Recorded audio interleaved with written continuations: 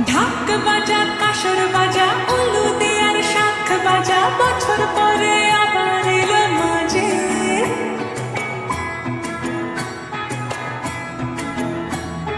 পুজো পুজো